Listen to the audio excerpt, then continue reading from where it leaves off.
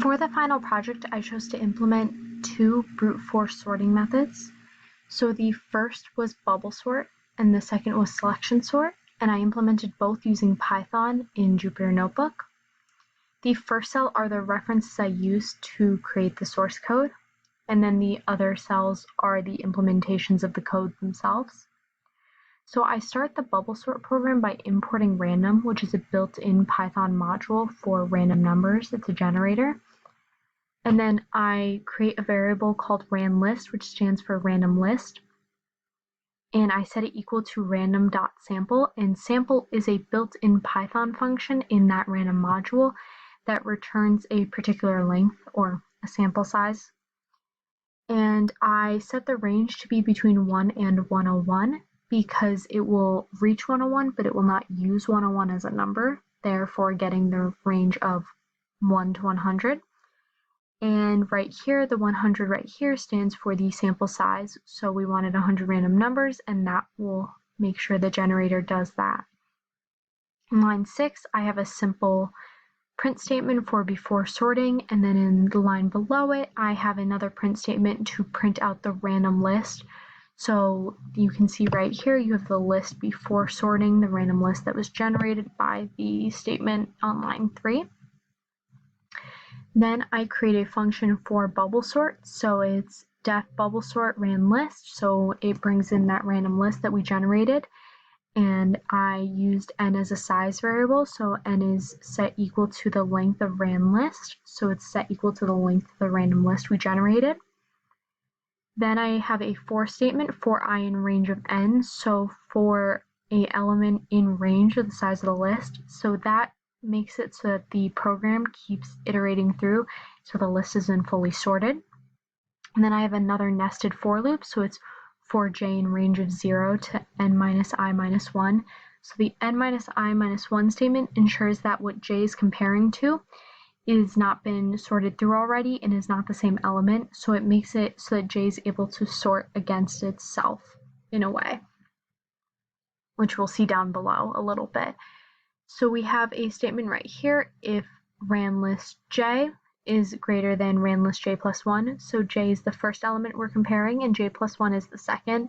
Once again, that's why we have the n minus I minus 1 statement to make sure that they're different elements that haven't been sorted yet.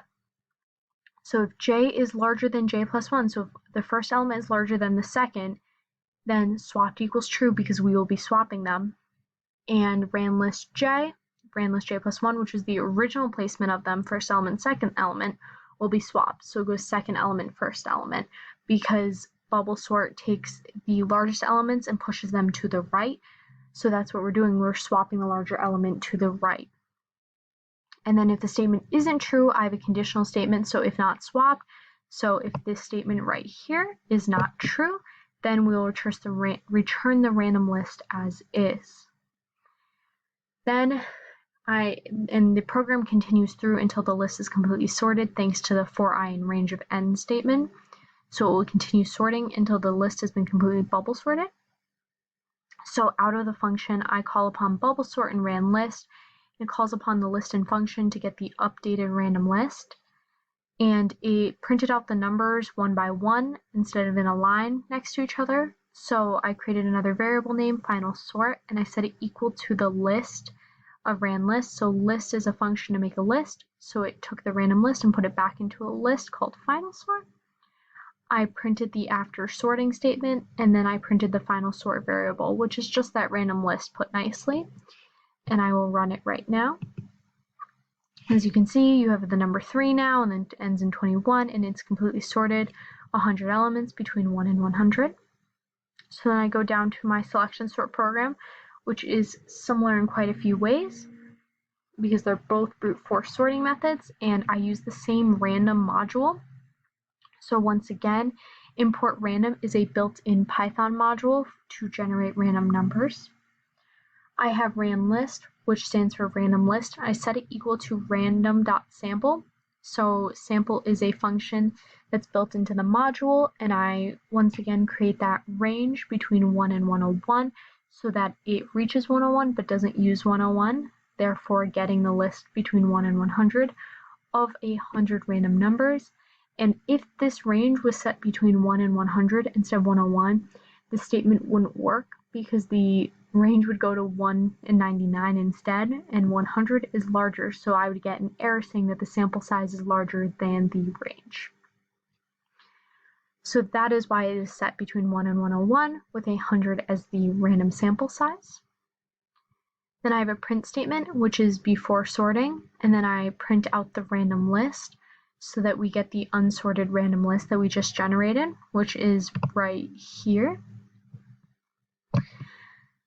And then on line 8, I use n as a size variable again, and I set it equal to the length of the random list. So the 100 numbers that were randomly generated, I send it to the length.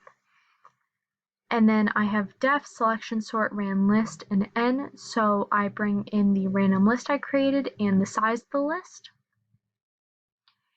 And it starts by saying for num in range of n, so that keeps it so that the list keeps iterating through until it has been completely sorted. So for number in the list, I have a variable called min num, and I set it equal to num, so the minimum number, the smallest number, is equal to num, the random number.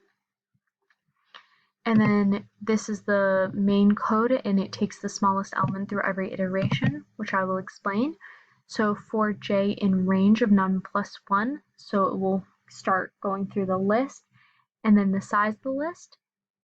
If j, the random number chosen or the number chosen, is larger than what is set as the minimum number, j then becomes the minimum number because j is smaller than the minimum number, and selection sort works by securing the smallest numbers first at the beginning of the list and then working through smallest to largest. So if j is smaller than min num then becomes j, or j becomes min num, and then they get swapped. So we have our number and then our minimum number, and our minimum number is now put first and our number is put second. So that way that the number that was set to minimum number that is no longer being used can be put back to be sorted, and min num is secured in its place. And because of the statement on line 11, it continues to iterate through until the entire list has been sorted. So out of the list, I call upon the function selection sort with the ran list and n again, so that we get the updated random list. And I have another simple print statement, and then print ran list, so it prints the updated random list, which has been fully sorted using selection sort, which I will implement right now. So as you can see, now the before sorting is 39 to 11, and we have 1 and 100.